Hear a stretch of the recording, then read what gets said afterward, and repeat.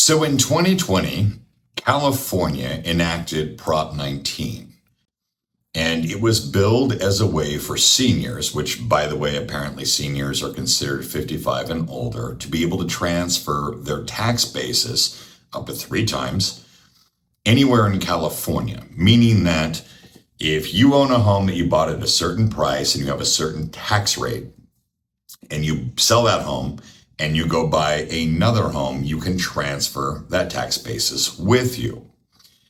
Now, as we watched at the beginning of COVID, let's say in 2019, start to not only cause the government to push money into the economy, thus artificially lowering the interest rates, but we saw home prices start to go up substantially and very, very, very quickly.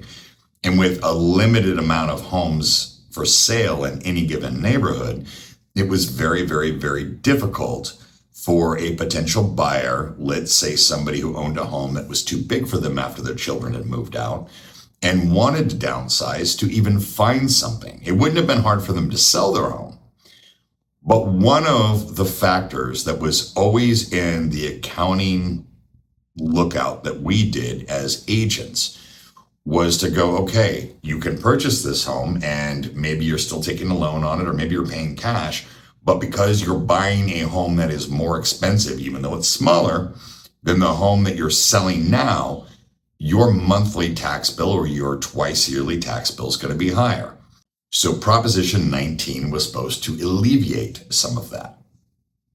It didn't completely work as intended, which I know is strange for California. And actually, I think it's a great law. In fact, I've had clients just this year where we've been able to take advantage of it. However, the question remains, why, when they thought so many people would be using it, has it been enacted so few times? There are 2 reasons. One is the ever increasing prices of homes for sale nowadays. So if you have somebody who may have outgrown their home and want to stay in California, when they look at current mortgage rates in 2025 and realize they're going to be paying twice as much in interest as maybe their current loan is, and they're going to be paying more for the new home than they paid for the bigger home, they choose to stay. The other part, a lot of the people that are deciding that they've outgrown their home and their home in California doesn't serve them are moving out of the state. And we've talked to a lot of people that while they want to remain in California, maybe change the area and the size of their home and could take advantage of Prop 19, aren't. And there's one thing that always seems to be holding them back. And that thing is called the status quo bias.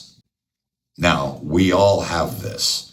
It's part of the human condition to where we adjust to what is going on. Our living conditions, our income conditions, family conditions, health conditions. Eventually, on a long enough timeline, we get used to whatever's going on. That's why it's so hard to disrupt that pattern.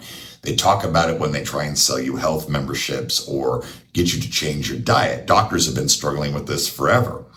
There is a status quo and the way things always were that we as humans like. And that affects our decision even when on paper it makes no sense to stay in that home. And it would be more beneficial to list it and sell it now, transfer that tax basis to a home that better suits you, but you still stay in the house because, well, that's just where I've been. I've gotten used to it. Do you know how many times I've sat with people whose children are long moved out, started families of their own, very often not even living in the state of California anymore, and they own a 2-story home with a pool they've never used, complaining about how much money it costs every month to not only heat and cool, but also for water, and then the pool maintenance, and then the pool repairs yearly, which any of us that have ever owned a pool know seems to be a twice-a-year thing where something needs to be replaced. But why don't they move? When you ask them and they tell you that they haven't even been to the upstairs level of their home in 7 years, you start to wonder, isn't it time to sell the home and go into something that better suits the way you are now, the way you live now, the way you want to be now, where you want to be now, to where you can actually use the entire home and you're not just wasting away money paying for things that you'll never touch again. And it always comes down to, yes, we understand it makes financial sense, but emotionally we can't get there. Now, that is something that a salesperson should never be forcing, but simply showing and being there when you're ready to make that decision. If you find yourself in that situation and you want to talk to my lender, Dan Buter, or my escrow girl, Cassie Lerma, and work up some basic numbers of what it would look like to sell, how much money would be in your pocket, and what and where that will buy you now, we're always happy to talk to you with absolutely no pressure, no obligation, just giving you the facts and being able to answer the questions. That way, if and when it becomes time for you to make a decision, you already have vetted the team that will take care of you.